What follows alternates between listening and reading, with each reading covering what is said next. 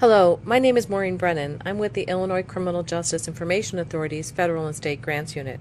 We're going to take a few minutes today to take a look at goals, objectives, and performance measures, and to discuss why they're important for the development of your grant and your program. Goals, objectives, and performance measures really are at the core of any grant agreement. They guide the development of the program narrative and the budget. So strong goals, objectives, and performance measures really strengthen your program. They lay the groundwork for your reporting and provide the basis for program development. Let's take a look at the terms that we use. A goal is the end that you want to achieve through the funded project. To define your goal, you want to identify what you really want to change by implementing the project. What's the big picture purpose? The goal really helps you think through what you want to achieve, and the better you can focus your goal, really narrow in what it is that this program is going to achieve, the better the development of the program is going to be. If you develop a goal that's too broad and make victims feel safer or end recidivism, you're really not going to be able to tie that big goal to the project that you have. You really want a goal, an end that can be attributed to the program that you're laying out. Let's look at an example. For this county, DNA evidence was playing a role in an increasing number of violent crime prosecutions, but it's hard to keep pace with rapid advances in the science. You're seeking funding for 3 experienced assistant state's attorneys to form a specialized DNA prosecution unit. Which is the goal? To hire 3 prosecutors, or to enhance the prosecution of felony cases in which DNA plays an important role in determining a defendant's guilt or innocence? It's the latter. The goal of the program is to enhance prosecution. Hiring the prosecutors is not the end you want to achieve, it's the means to that end. Now, objectives are the actual action steps that you think you're going to need to take to implement the program, and they set out the benchmarks to measure the program performance. These are 4 characteristics of good objectives. They're measurable, they identify the target of program activity, they set a time frame for completion, and they provide an expected direction of change. Let's see what we mean by each of these. When we say an objective must be measurable, the first thing you have to ask yourself is, can I count it? But you also have to make sure that the objective points to data that you can obtain and to track. Do you have access to the data, or can you reasonably obtain it? How will you keep track of that data? Many years ago, I had a juvenile probation program that set one of its objectives as improved school performance for the kids in the program. It was a bad objective because they couldn't access that data. They didn't have access to the school records, and so they could never report on that objective. So you have to make sure that the objective that you set can be counted by data that you can access. Objectives must identify a program target. So by that I mean you need to really hone in on either the population group, the type of case or crime, or the geographic area that will be served by this program. Objectives should set a time frame for completion, including short, mid, or long-term benchmarks. And objectives must provide an expected direction of change. You need to indicate whether you want an increase in that objective or a decrease in the item that you will count. Now, there are 2 different kinds of objectives: process objectives and outcome objectives. Process objectives are the steps needed to implement the program. In our example, 2 of the steps that State's Attorney's Office is going to take are to hire 3 experienced felony prosecutors by November 1st. They've set a target date. Second step is to provide those prosecutors with advanced DNA training by March 31st, another target date. Outcome objectives, by contrast, measure the impact of the program.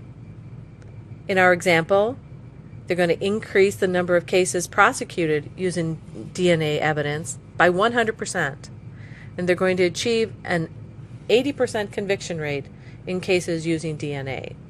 The performance measures are how you're going to count progress toward those objectives and benchmarks. Performance measures must always be objective, relevant, able to indicate the degree of success, reliable, and valid. Now, what do I need by relevant?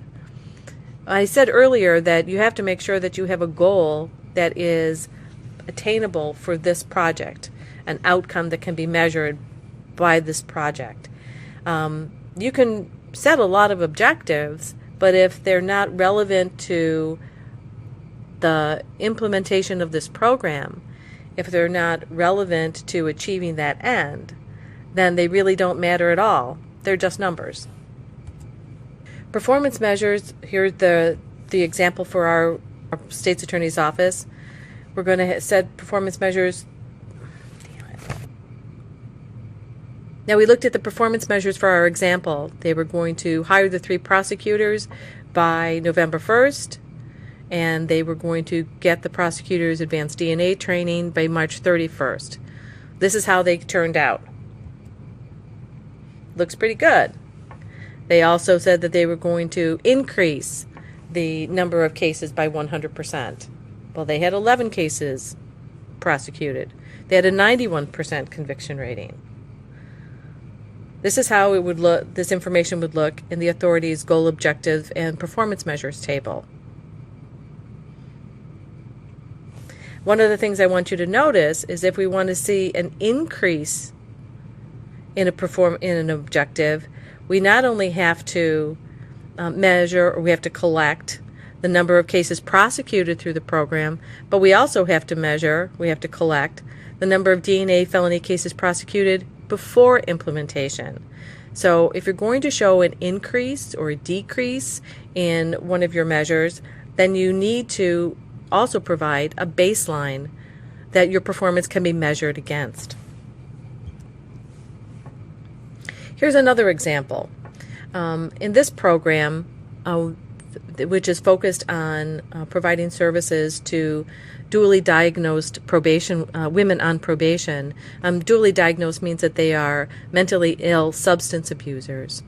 In this program, they have a very they've set a high bar for them. Here's another example of a different program and their goals, objectives, and performance measures. In this program, they're targeting service provision to dually diagnosed women who are on probation. In this context, dually diagnosed means that they are both mentally ill and substance abusers. Their process objective is to assess all of the female probationers using this new MISA tool, and to provide specialized MISA treatment to 100% of the women identified for treatment. Those are pretty high bars that they've set for themselves. Their outcome objectives are to lower substance abuse relapse by their MISA-assessed clients by 20% and to reduce recidivism by their MISA-assessed clients by 10%. There's one thing missing in their performance indicators here. This reduction in substance abuse relapse by MISA clients doesn't really tell us what the baseline was. We should also be collecting what the relapse percentage was before the program got started. Without that, we really won't be able to see the percentage change in the program. Now, the data reports that you'll be completing for the authority have a couple of different components, but some of the information is generalizable across other funders as well. Funders typically specify the performance measures or the performance metrics that they will require for your grant. Others may be driven just by the goals, objectives, and performance measures that you set out in your program. Many funders are also moving to online data reporting to collect the performance metrics. So when you're developing your application, one of the things you need to attend to is to figure out how you will internally track the program activity that you're going to be required to report to that funder. Authority data reports do collect these standard performance metrics, which are required by the federal fund, or we're required to collect for the state fund from which the grant is drawn. but they also collect project-specific performance measures that are drawn specifically from your program application and from the goals, objectives, and performance measures that you'll define. Many of the programs also include demographic information. For instance, if you've got a program that is focusing on juveniles or is focusing on an underserved sector of the population, demographic information may also be critical in assessing the performance of that program. One thing that the authority always does is also collect narrative information. Now, the narrative sometimes can feel like a throwaway, that grantees focus on filling in the cells in the data tables, and that's important. But the narrative helps fill out the picture of what's going on in the program.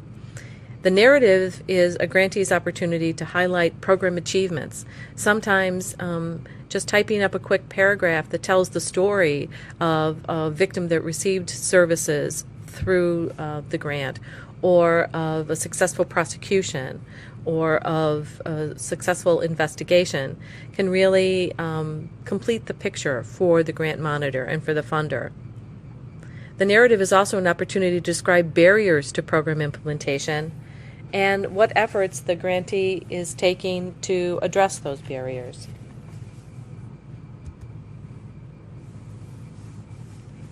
So the narrative can give context to the data. The numbers are great, but what do the numbers mean to the grantee? It can provide examples of program activities, and it can also document the challenges that the program is facing. So this is what the performance of that program looked like.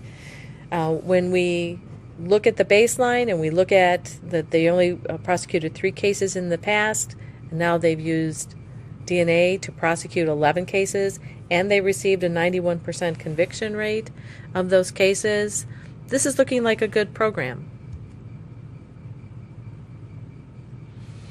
Now, the authority grant monitors, believe it or not, read these data reports. There are a couple of different ways that they use them. First of all, the data reports document that the work of the program, so that's important to add to the record of this grant agreement. They help assure that the project is being implemented as intended, and they provide feedback on the program, and they give us a way of providing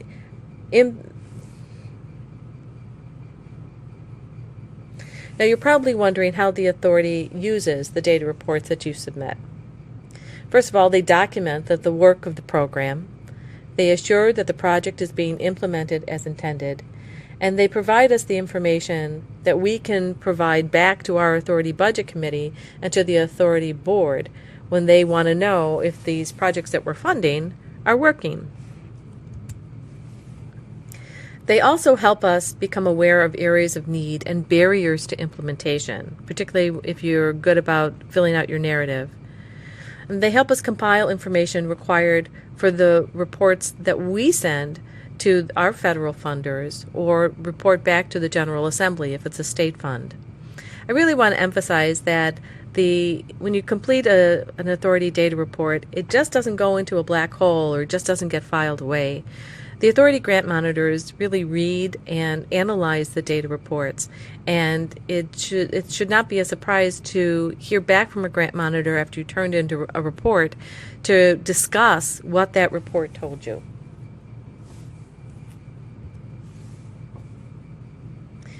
But in addition to satisfying authority funding requirements, the data report can also be used as an opportunity for program self-assessment to improve performance in the future and to document your work. You should be asking yourself, what should we change to, if we're not meeting our objectives, what can we change in the program to help us get where we need to go? And how do we prove the value of our program? So that's a quick look at goals, objectives, and performance measures. Thanks for joining us.